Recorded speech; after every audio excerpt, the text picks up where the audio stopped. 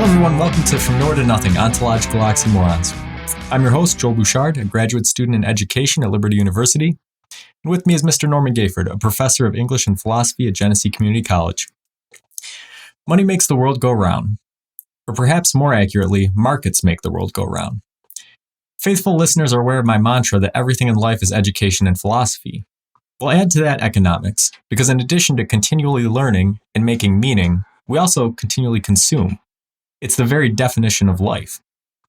Economics is a discussion that encompasses the most shallow and immoral human endeavors, as well as topics as deep and meaningful as how we make decisions or form value judgments. Economics is more than just money. Okay, so I want to start off by just saying last week's podcast quality might have been a little bit off. Like we mentioned last week, we're dealing with some new equipment and a new room, so I'm kind of experimenting with some stuff. Hopefully things are better this week, and if they're not, I'll continue to experiment further. But let's jump into it a little bit. So we gave a little bit of teaser at the end of last week's episode about economics, and we'll start out right with the essence of it. Is what is economics? Where would you start with that? Well, there are two parallel definitions that I keep bumping into. And I'm saying right up front, we talked about this before we started. I am not in any way pretending to be any kind of expert on economics. I'm a person who lives in our system and thinks about it. But economics is about, if you go back to the Adam Smith kinds of things, it's about production, distribution, and consumption. Sometimes it's just defined as production, distribution of wealth rather than consumption. And sometimes it's consumption of wealth. So the definitions seem to conflate a bit. But anyway, there seem to be three categories if you do the macroeconomics viewpoint. So we make things, we decide what we value. Economics often seems to operate under something that I really don't much believe in from the viewpoint of humanities, but from resources, yes. So an economy of scarcity. So we have limited resources, unlimited wants, and how do we address that? Economics is about studying how to address that. Okay. And now, right away, we're into some interesting territory, because as listeners to previous shows would recognize, there's already some other philosophy in there. The biggest one is axiology, the idea of value systems. How do we establish what has value? And that's where, in the intro I said, economics really addresses some of the kind of the shallow or base consumption methods of humans, but it also, I think it has the potential to address some of the other higher principles. Mm-hmm. And so, if you're talking about axiology and forming values, then really you're looking at, okay, you could be talking about goods and values and whatnot, but can economics, is there a system of economics in what we're doing right now, say? All right, let's say I want to have a podcast radio show. That's a demand, right? Mm-hmm. But I am in demand for expert knowledge or a sounding board, somebody to talk to, something like that. So you supply that, and in exchange, we have a friendship. We have something like that. Yes. Does this count as economics, or does there have to be a physical or material exchange of money, property, barter? I think it counts as economics, but I think it's an economics of, I'm betraying a bias, of greater value. I'm not of greater value, but the friendship and the discussion and the sounding board, and you keep making me think about things, which keeps me fresher, and that ultimately makes me better for my students, and. There's a product You have worked very hard to set up your exacting standards for a sound system, which means you've bought things, you've cobbled things together, you've used material, and then you upload that product onto the web, and we have some listeners, and so yeah, I think that's economics, right? And so I'm wondering what an actual economics expert would say about this, because economics is based on certain principles. You mentioned one of them, scarcity of resources. And so technically we have scarce resources because you and I don't know everything about every topic. So, so like our ability to, and we also have a limited amount of time. Time is probably the scarce resource in this equation, because we also have other responsibilities to the work that we do, our families, right. Other things that go about in living. So it's probably the time that's the scarce resource. But that's just one way. That's one of the things I wanted to kind of make listeners aware of in this discussion, is that when you're talking about economics, you're not just talking about money. And in a lot of cases, I mean, up until, relatively recent human history, money wasn't even a prime factor in economic transactions. But even today, you can put things in the perspective of markets or supply and demand or scarcity of resources that have nothing to do with fiscal or barter systems so much. Yes. I mean, this is a sharing of ideas. Now, you're expending resources. You've got your equipment plugged in. It changes your electric bill a little bit. But you make decisions about what you value. I take art lessons. You do this. We give our resources where we want to improve ourselves or have fun or stretch ourselves. And time is certainly a resource. But oddly, I think that's one of the, it seems scarce, but it's not. A year ago, thank you very much, you prodded, and it wasn't prodding, it was just nudging, and we did this. And it doesn't feel to me like I've lost any time out of the day. It makes the day much richer. And when I'm doing my art work, that the time flies, so to speak, but it doesn't feel like I've lost anything. Where in more traditional material, I think, economic terms, one can feel like, oh, well, I have fewer dollars in my pocket, I've lost or I've gained. I think loss and gain is so embedded in our vocabulary because of economic capitalism that the metaphors just surround us. Mm-hmm. Yeah. If you look into it, economic metaphors are some of really the most prevalent in language. But yeah, it's in a lot of cases not so much gain and loss as there's an exchange. You're doing something, and like you were just saying, in our case, I feel the same way, where it doesn't feel like an exchange, because all right, it's taking my time to do it, but this is how I want to spend my time. Exactly. If I didn't want to spend my time this way, we wouldn't be doing it. Yeah.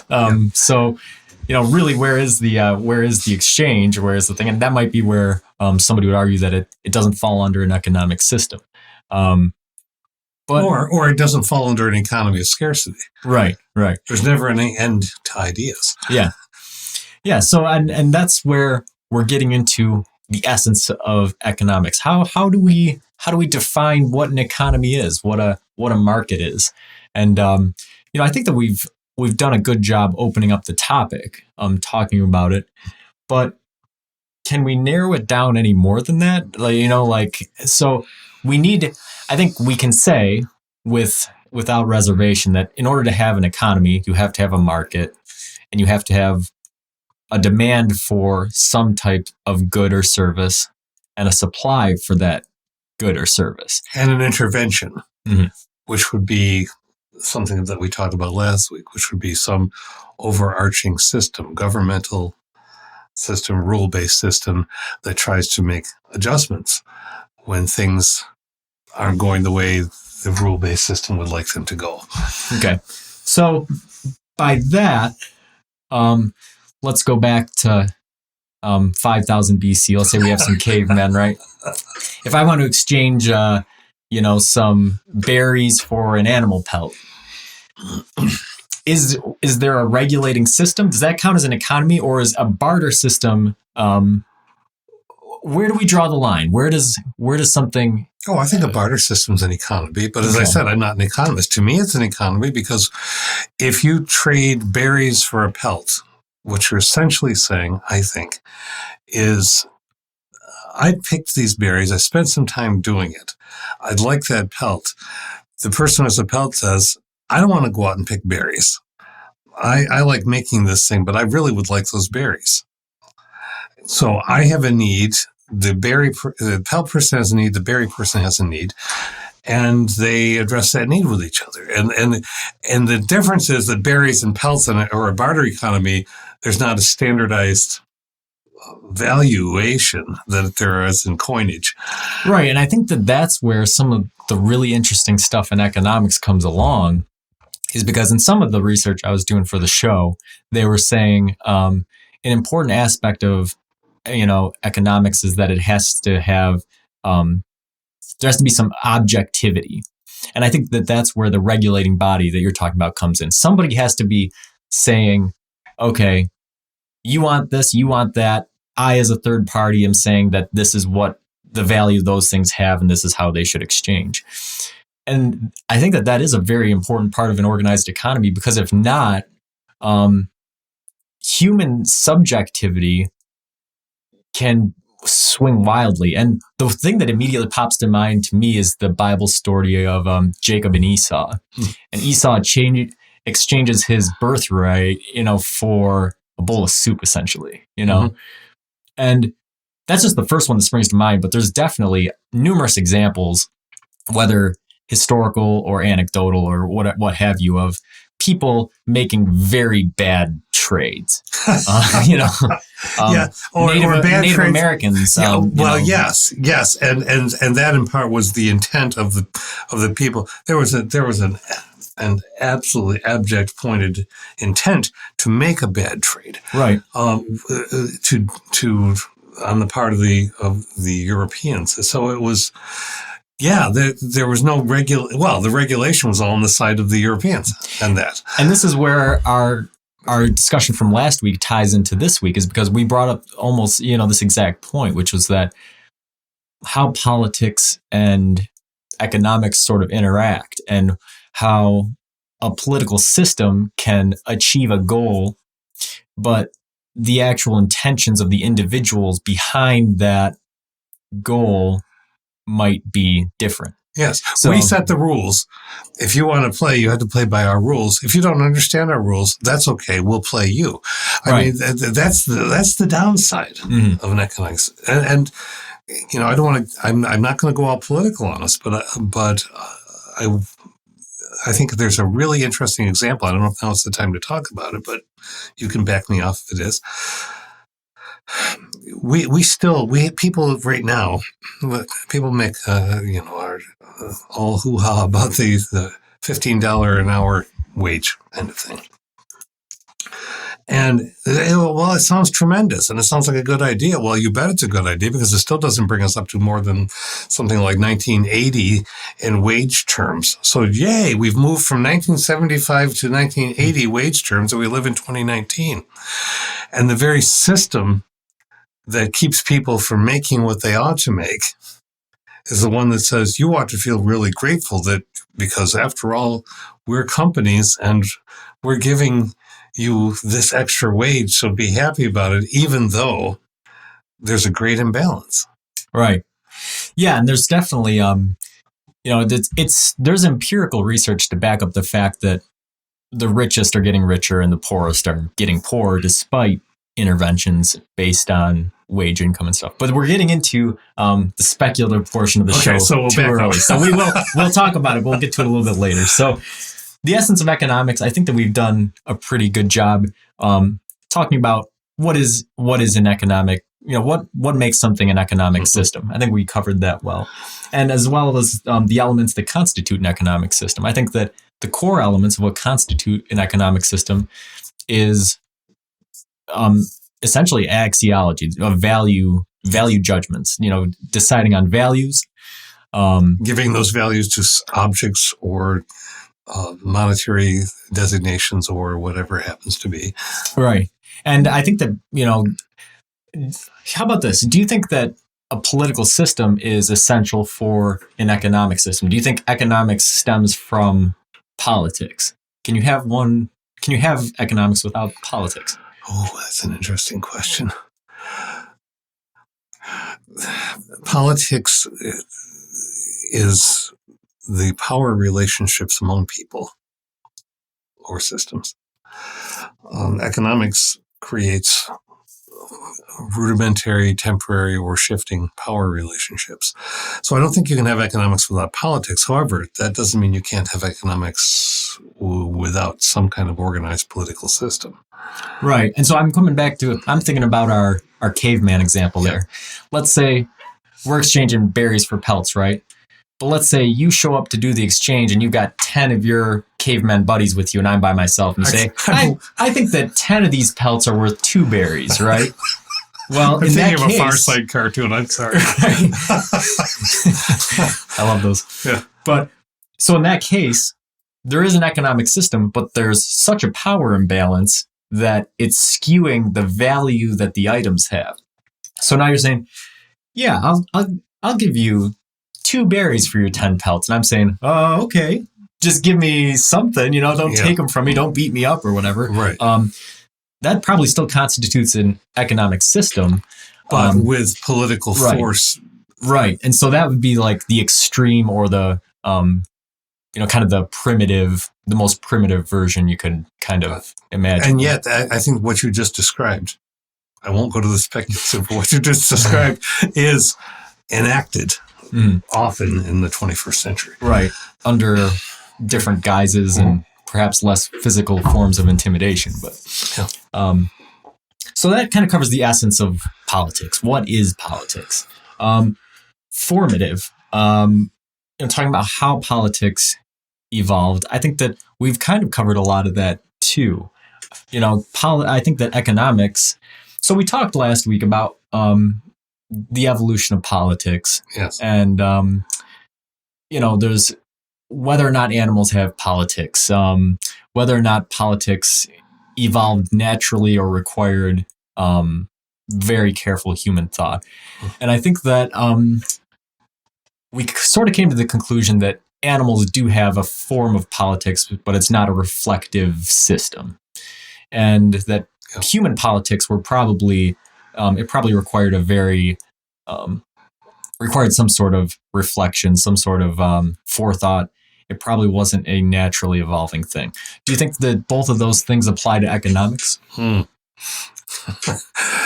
was just thinking of the beehive. You were talking about ants last week in the beehive. Well, the scarcity of resources. Well, now we have scarcity of bees. So there's scarcity of workers, which affects other kinds of things. So I suppose I think E.O. Wilson, marvelous, amazing writer about all things animal and behavioristic. And I think in one of his books, he has asserted something about animal economics, but I can't be sure about that.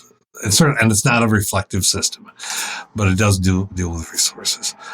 So the question is, again, now I lost myself. The question is, like politics, does economics exist in the animal kingdom, but probably not in a reflective state? And does human economics require an advanced forethought, or was it something that just sort of naturally evolved? I think it probably naturally evolved as people found that other people had things that they wanted or could use and got past killing them to get it. I mean, this is all speculative, right? Mm-hmm. But the valuation, I think that's the reflective part. Why do I value something? Why do I want it? Has that want been created outside of myself? Is that want emerging from inside? Yeah, so I think that much like last week, I think the animal and even non-animal, just natural economics probably does exist, but it's probably, well, it might be reflective in higher animals. But yeah, okay. So we'll stop there for a minute because I think that that's real interesting. You mentioned bees, right? So bees go and they collect pollen from plants. And so bees and plants have a transaction. Now, can that count as an economic transaction? Because a plant obviously cannot have a reflective component, but it is carrying out a transaction with a bee, and the bee is gaining something from it as well. Do you think that counts as economics? I think that's not the kind of economics we're talking about. Right. I think, well, Joel, okay, so that I think this really points to something about the valuation. If you think of the world as something, if one thinks of the world as something that was created as a whole system with a higher purpose and everything has its use and place, that's an economics. That's an economic system writ into theology, for instance. If it evolves, remove theology, and then add it back in if you want, because evolution doesn't preclude theology. But if a system evolves to the point where bees have this transaction with pollen, then it is an evolved economics, but it's not a conscious economics. That's what as a layperson, that's what I would assert. Right. Okay. So if we swing wildly from bees and plants up to, let's say, other primates. Now, I haven't really looked into a whole lot of studies, but I'm assuming that groups of primates might exchange things. But I'm not entirely sure. Yeah, I'm not either. I mean, Well, okay. Let's take so lions. You have a pride of lions, right? Female lions do hunting in exchange for. I'm assuming the male lion gives them something, whether it's reproduction or protection or something.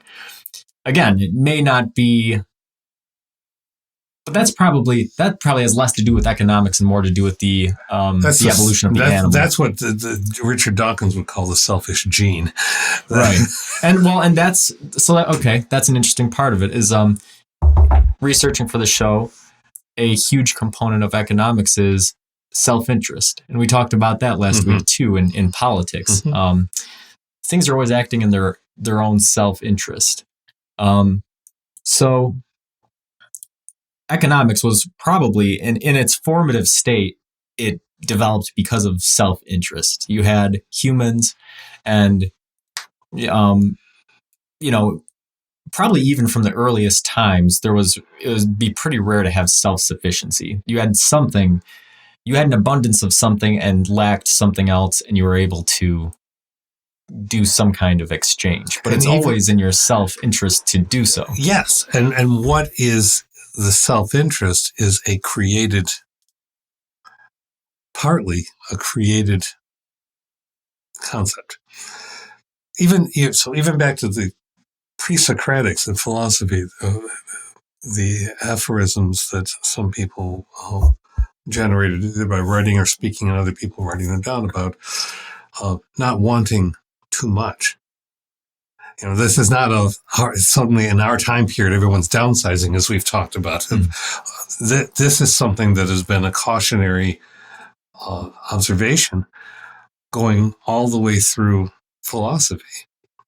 So if one is urged to have a balanced life, to live in harmony, and to not overstretch in what one wants, that implies that an overabundance is a detriment to mental health or to even physical health or physical needs.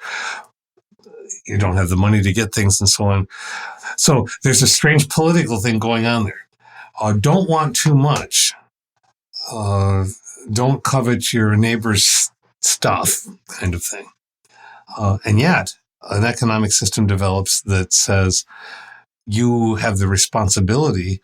You bearing, fast forwarding to our time, you're bearing upon your shoulders the responsibility of the world. If you stop consuming, then systems collapse. So want a lot, and yet the other voice is saying, but don't want too much. Right. And so, as we talk about formative issues in economics, I think we're kind of walking up through history now. So we talked about, early on, barter systems, cavemen stuff. I think that now we're into a classical period or even an early modern period. And I think that you're right. I think at some point there was a shift, probably before the modern period. I don't know if there ever was much of an emphasis on pressuring people to consume. Do you think that there was? Not to the degree that we have, because there wasn't that we know of. There wasn't in human history the kind of incredibly, almost unbelievably abundant creation of stuff the way there is in our time. So no, I don't think it was the same kind of thing. But as systems grow, and this is what I think economy is about too. We always talk about growth. And that's part of the formative thing. Grow, grow, grow. But at some point you have to know when to stop growing, or there's a problem. And we don't hear that now. Right. And so, I think probably looking at it historically, I think you're right. I think there always was a drive to consume, but I think there was probably isolated to the richest. It was probably because I think that the richest people have always had, have always wanted to display an opulence, but I think up until modern times, regular people were too focused on survival to really think about collecting things. But states, imperial states, want. I mean, the reason that this continent was devastated by Spain, the reason that slavery was created, and this is not an overstatement, is so that incredible want by an imperialistic power could be fed. Right. And one can speculate into our own history. But so yes, there was need, or rather want. Mm-hmm. There was desire to accrue, to take resources, whether it's gold, self-perceived, or other kinds of metals that we have given value to. And there's your value again. Yeah, we're getting into some really interesting topics here. And so you just said something that really made me think, which was you said need and or want. Do you think that is that might have been some of the tipping point with the growth mentality, was when economics switched from supplying items that people needed to survive to supplying items that they wanted instead? I do. I mean, the idea of supply and demand has, to a language person, all kinds of levels. Demand. I come to a shop. I say, I want this item. Yes, sir, we have this here. Oh, good. I'll come back to your shop and buy something else. Why I want that is at base. Demand is created from outside as well as from inside. Thus, the advertisement industry and everything that Marshall McLuhan taught us over the years, and Neil Postman and the rest of them theorizing about this manipulation. So when we are manipulated into thinking that we have a need, then the system is prodded to fill that need, or the need is already, the products to address that need are already there, but now we're going to want them. That's different than saying I need a pelt. That's different than saying I want to be warm. I need to buy some wood. Right. And again, this all comes back to value systems, and human subjectivity. Trying to, and I don't think it's something that people put a lot of conscious thought into, and especially with how rich even our poorest people are today compared to people who lived thousands of years ago. It's not something you have to put a lot of conscious thought into, but where in your mind do you draw that line between things that you need and things that you want? And this time of year, especially where we live, it's something that you think about. Every time I hear the furnace kick on, every time I hear the furnace kick on, I think, is that a need or a want? Because think about it, could you really survive outside in these temperatures? And people did it. People did it for thousands of years. So even heat or shelter could be construed as a want rather than a need. Up in to the a most, point. I mean, right. Yeah. So trying to figure out where that is. Obviously, we need food. We need water. We need to have some sort of protection from the elements. But you could also just as easily say that people need social interaction and they need these other things. And those are not things that are typically thought of as falling under the realm of economics or something. But I think that based off of some of the things that we talked about, what the essence of economics is, I think they do kind of fall into I think they very much fall into this. So back me off if I'm going in the wrong place again. What is Facebook? Right. Oh, that's a great big economic engine for social interaction that was sold as a way for everyone to be connected. And now we look at all the fallout from this and the constant debate about it. But it was created for that by someone who wanted to make lots and lots of money. Right. And created or addressed or built up, reframed what the need was. Yeah.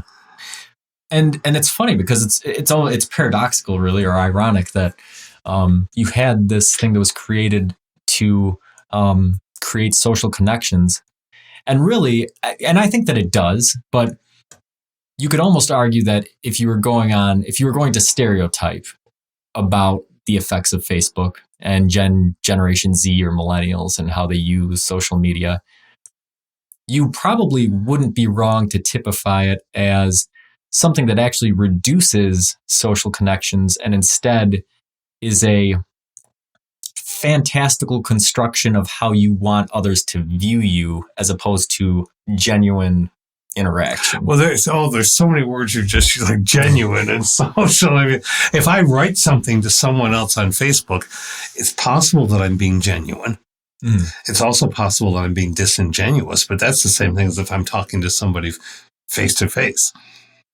If I inside loathe the person that I'm talking to, but I'm somehow trying to sell them something, I am being enormously disingenuous for the sake of capitalism. So we are valuing, and what you just uttered is brilliant because we are valuing what we think of as some kind of social relationship over another. Right.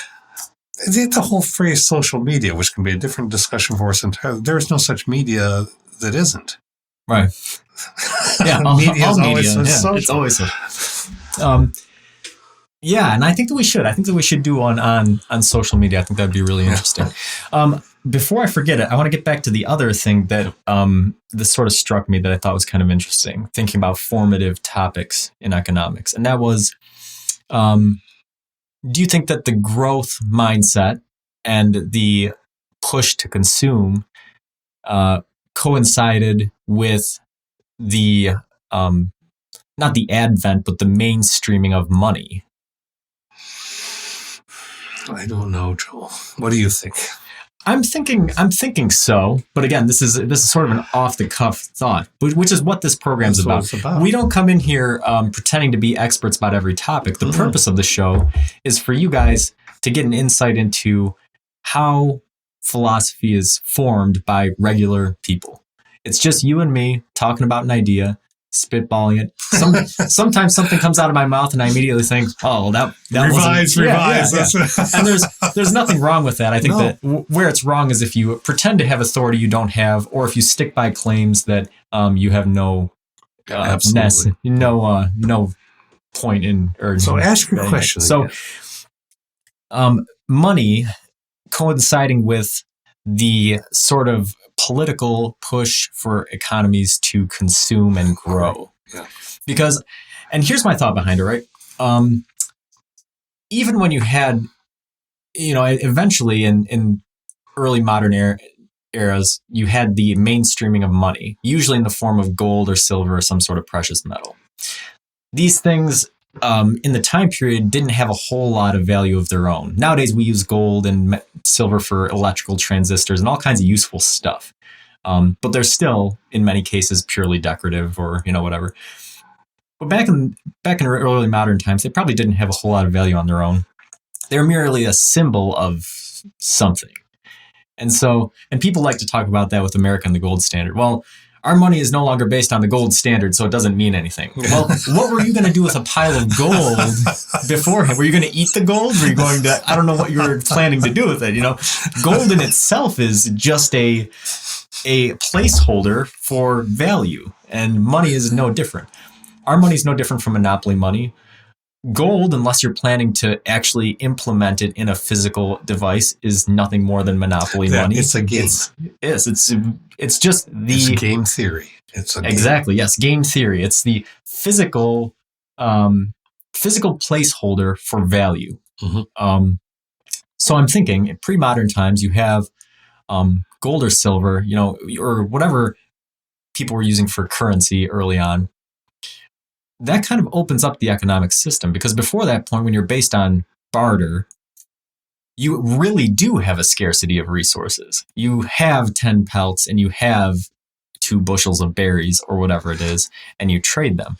Once you have a placeholder for value, I think there's a lot more leeway for political organizations, or regulatory organizations is a better term, to sort of fudge the value of the goods that are being traded. Mm-hmm. And you see that on a large scale in modern politics. Almost every modern government is trillions of dollars in debt. People like to make a big deal out of it with the US, but it's really everybody. The US has trillions of dollars of debt, and people like to think, oh, we owe all this money to China. China has less than 12% of the US debt. So who do we owe all the money to? They owe all the money to us. Because there's just this giant Ponzi scheme that's kind of going on a global economics level, where things are being manipulated in order to continually grow. And China has a big problem with this, a construction problem. China is building mega cities that nobody lives in, purely looking to toward stoke growth. Right, to stoke growth and looking forward to it. But China has become the economic engine of the world. We like to think that we are. We are not. We are seeding. We have been seeding this. They're bigger. They have more people. They have a longer range view of the world. And that is playing out. It's not us that are building tremendous construction projects around the world. It's China. Countries are looking to China to build road systems and waterways and so on. So they are, yes, they're ghost cities, but they are looking at growth on us in a way that we don't. Right. So we're transitioning now into the speculative part of the program, and it's a good time for it. And like you're saying, this is something that we did to ourselves consciously, because the U.S. decided at some point, I think probably during the 90s, maybe it was sooner than that they wanted to transition from being an industrial economy to a post-industrial economy. Mm-hmm. And so they started sending manufacturing jobs to places that could produce things cheaper, in order to make way for technological jobs and things that were considered to be of a higher At the same time and doing that because they didn't want to pay people what we think we ought to be paid because of our living standard, which is a value in itself. Mm-hmm. And now our living standard is moving backward because we want things cheaper. So there is a kickback. There's a pushback built into the system itself, especially when it's always artificial. As you said, it's a game thing. It's an artificial system. Things get pushed the system itself pushes back. You get what you pay for. Right. Yeah. There's a metaphor, right? Yeah. I don't buy that idea. Right. Yeah. Can't sell me that one. All right. So speculative. Let's talk about what economics should be then, because I feel like we're sort of trending in that direction. We've talked about, kind of the current state of the world economy and whatnot. So what should economics be? It should be more understood by ordinary people. I Right. mean, and that's not quite what you're asking, but it's as with civics, as with politics, we have such an ignorance of the very systems that we live within that if we don't understand the rules that we've created or acceded to, then how are we going to improve it? Because I look at the tariffs. Right. All right. People think the people that think, well, tariffs are a good idea, don't necessarily understand that tariffs aren't prices that are being paid by a foreign country that the tariff's on. The price is being paid by the people who live in the country that put the tariff on in the first place. Right. And if you don't get that, and many people now are getting it. Yeah. You made me think of science fiction again. I watch and read all kinds of things, but there's many post-apocalyptic or apocalyptic level stories immediately kick to the barter system. I was thinking of a TV show I was watching. It's called Colony. It's a fun. It's very interesting. But there's a main character. He's going through a bunch of drawers in a house looking for things that are useful. He finds this huge wad of money, tosses it back in the drawer. Has no use now. What they need is insulin, medicines, food that's not outdated. Those are the things that have high value. And then there's a second high valuation. You're talking about money being the coinage and such. What about the objects we say are of such value? If you don't possess them, you can't be us. The driver's license, the papers, whatever those papers are, that in another time and place would be totally meaningless. Right. But we say if you don't have this, then you're in trouble. Yeah, it's a really powerful thought. There's a very famous picture during World War II of a lady just shoveling German marks into a stove for heat. Just burning piles of money for heat. And like you were saying, other modern papers, a college degree or a citizenship papers. Essentially you're having a paper that's saying you belong to a place that we drew an imaginary line around. So, yeah, it's kind of an interesting question. And it really highlights the nature of the whole political economic interactions.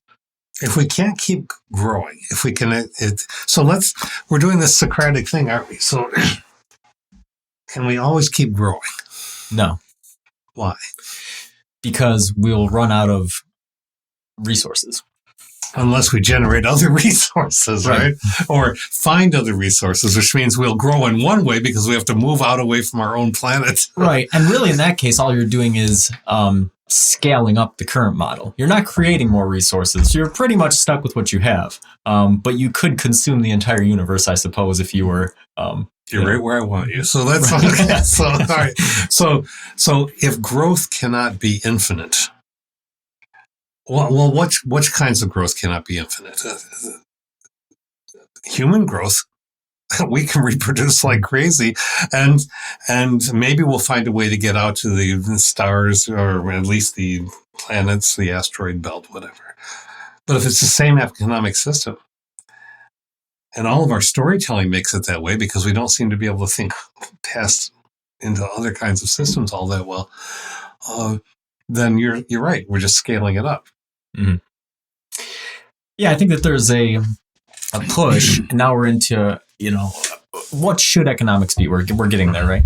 And really, this is going to sound political, But anybody that knows me knows that I'm pretty much right down the middle anyways. But I think renewable resources are a way of reimagining that Yes, that system, because you're looking at ways of reusing resources in terms of just using them. And a lot of Republicans are inexplicably against renewable resources when what's the downside to it? You invested, you now have resources that you're not going to run out of. Okay. So what? Mm-hmm. Where's the downside? I'm not sure. Is it the money that you're spending? Because anybody knows that's a basic investment principle. You're going to have to put money into something, or it's basic economics. You're going to have to exchange something for something else. Well, if you want unlimited resources, or aka renewable resources, which probably aren't unlimited either, but you're greatly increasing your eventually ability the sun blows up about 4 billion years from now. But it seems to me like there isn't much of a downside. You have an initial investment the same way you do with anything. You exchange something, you give something to get something else, and the thing that you're getting appears to be much safer than the thing that you are currently using. So I think that is sort of a that's kind of the in modern political economic theory, I think that would be the big new thought. That's the one thing that has the ability to sort of change things. Okay, so there's an intensive push right now to try to solve the problem of fusion energy. Mm-hmm. Long time people have thought about it. We know that stars use fusion energy. So essentially you're trying to create miniature stars, but you have to be able to contain them in order to have, but fusion energy is completely clean. Excuse me. So if fusion is developed and there's money being poured into it now because of all the things that are taking place on a planetary scale, and if we have this totally renewable or usable energy, and you spend lots of money developing it, does everybody get to have it? Or is it an economy of scarcity again? Right. And that's the thing is renewable resources still don't solve the problem, because there are other issues going on that are problematic. One of those would be human reproduction. Like you were saying, you can reproduce infinitely, but then you're consuming resources that are not renewable.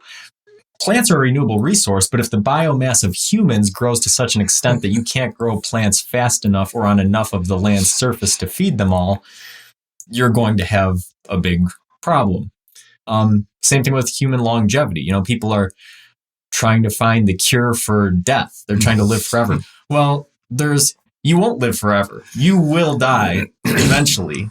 But your death will probably be much more unpleasant than it would be if you died of natural causes, because something catastrophic is going to happen down the road that will lead to it.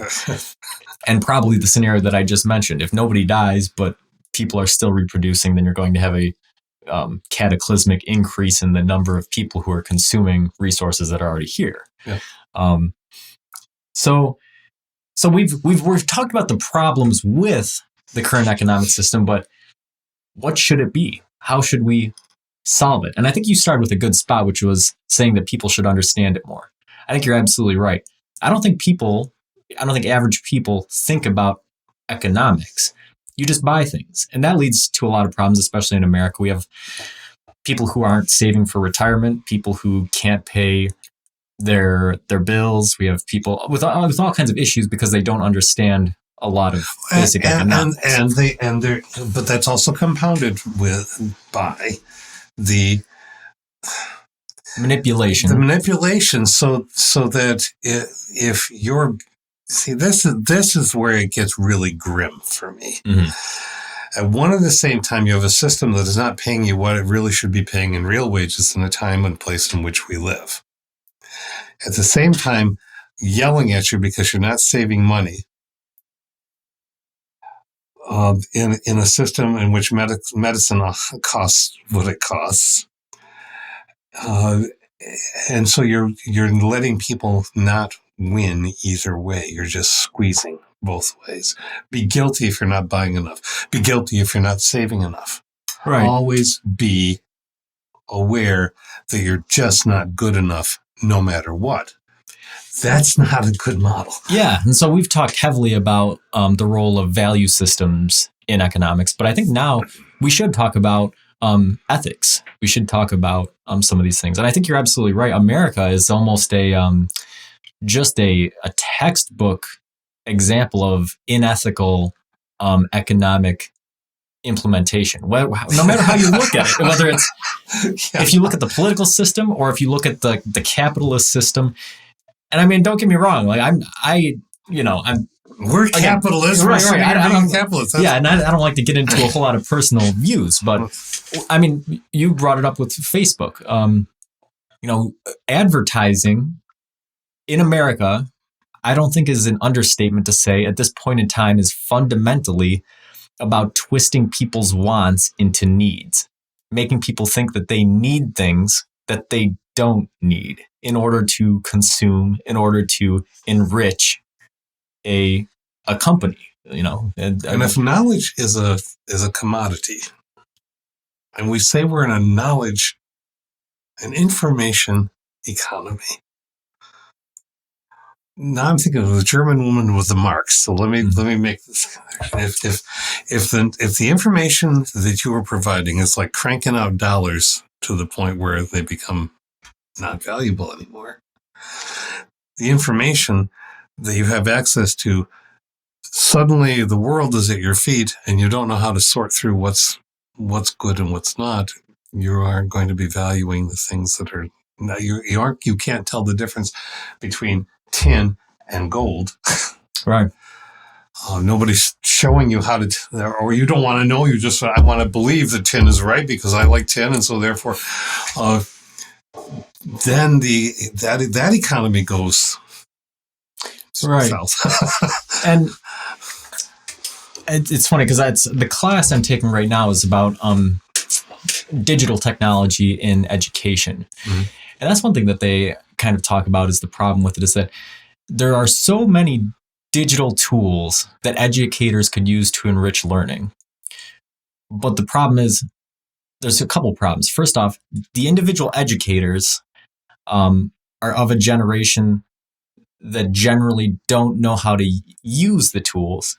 And then the educational institutions are more focused with just buying equipment than actually finding the right tools for the jobs. Yes. And so what you have is classrooms full of high-tech equipment that's not being used and students being in classes that are conducted in a way that is sort of irrelevant to their everyday life. These students nowadays are technologically and digitally connected in ways that we can't even comprehend. But they go into class and they put all of the devices away, which in some ways I think is good.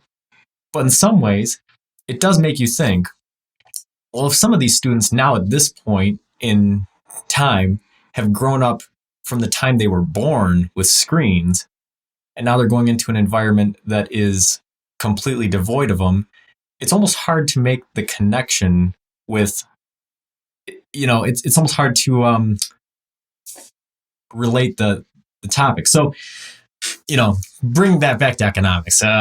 Essentially trying to find what a market needs and how to connect things and whatnot is a big part of it, Mm-hmm. So I think that when we're talking about what economics should be, we're looking at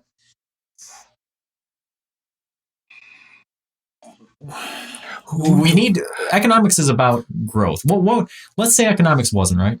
What would be the impact of that if there was no growth? Economics. See, it's good you went there because economics. Well, let's go to the root again. Echo meant home. The suffix part of the word essentially meant not affairs, but not assessment. I can't think of the word that I want. It was about home management. Mm. That's why we have people who say, you're talking about debt, who think, well, we got to balance our checkbook, so does the government. No, because governments on that scale do not work the same way as the home. And the politicians who coyly say, oh, well, it's just the same thing on a giant scale. No, it's not. This, just like quantum froth, is different than our larger world. So I don't think that it has to be about growth. I think that is something that we've decided that it has to be. Or certainly not growth on an explosive scale or growth for the sake of growth. I don't think that that's a built-in automatic. So do you think the reason for that all comes back to essentially an arms race of kind? Do you think it's a global sort of international political flexing competition? Or what do you think the reason is? One reason is that we have established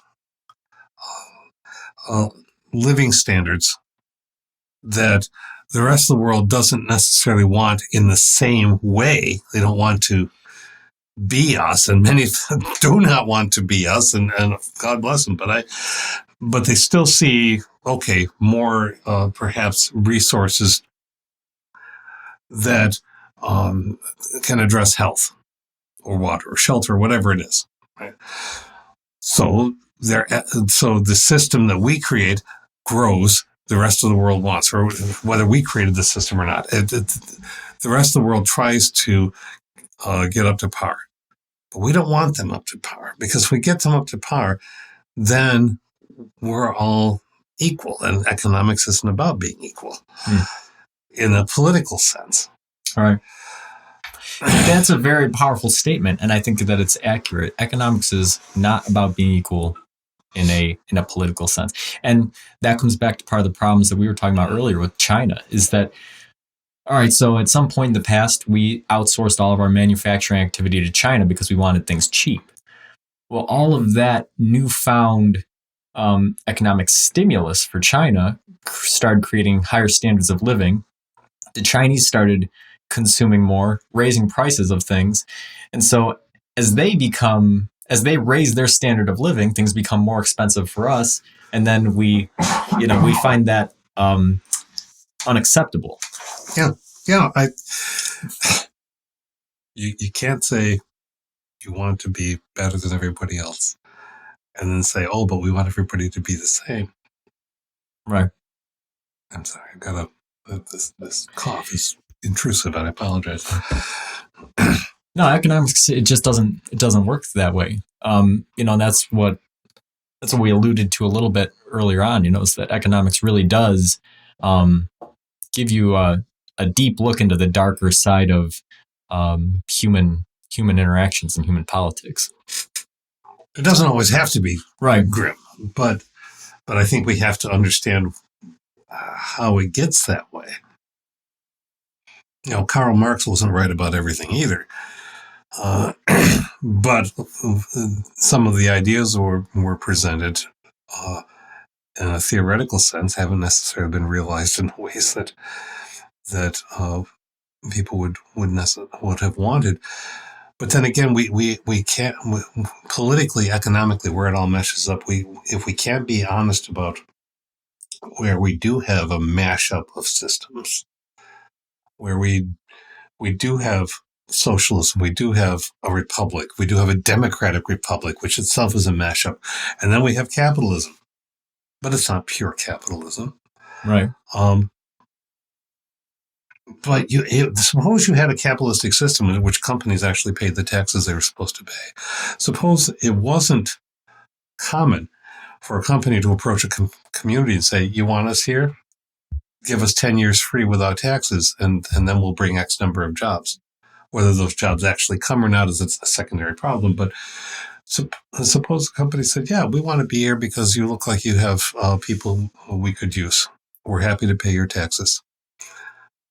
We'd like to set up shop. That's virtually unheard of. Mm-hmm. Yeah. So it's,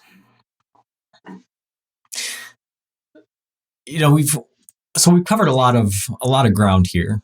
And I think that, looking forward, I think there is hope in the future that things will get better.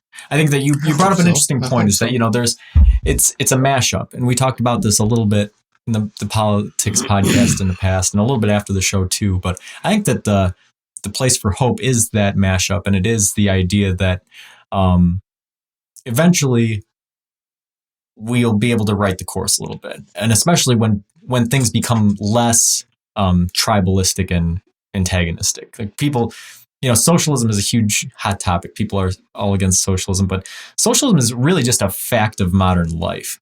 Like socialism exists in every form of government across the globe to some extent. But that's the key word, to some extent. And to some extent, because the capitalistic part hasn't been able to manage to have people be able to care for each other. Exactly. So that's the thing is, like I'm not a socialist, but whenever somebody says to me that socialism is, socialism wouldn't work or it's a terrible idea, I say, well, are you willing to let old people die in the street? Are you willing to let people who can't take care of themselves die? Well, no. Well, that's socialism. Right. Money, the government, you said last week, it doesn't have to be red or blue or anything else. No. The government collects taxes, and then they do the things that individuals and companies are unwilling to do, which is look after the best interests of people that can't. Yeah, we're not talking about, right. And so when you say you're not a socialist, you say, I'm not purely a socialist, but I'm also not purely a capitalist. I'm a mashup. Yeah, in an ideal world, sure, the company comes in, happily pays taxes. A lot of that money goes to charity workers that take care of the people that can't take care of themselves, and the whole system trickles down perfectly. Well, we haven't seen that quite yet. So, obviously, pure capitalism, Reagan economics hasn't panned out perfectly. And we've seen, like you said, socialist and communist experiments that don't pan out perfectly.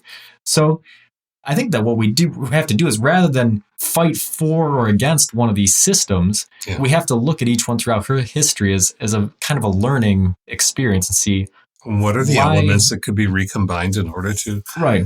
Why did this fail? What can we do? What can we do differently? And again, I think that it's all a refining system of figuring out what do we need versus what do we want? What sort of things can supply that need? And what sort of exchanges do we have to make to get the system to work? And on a large scale, I think that that's how economics and politics need to interplay if things are going to get better, So I think we'll end there. So, hey, thanks for listening. And until next time, keep pondering.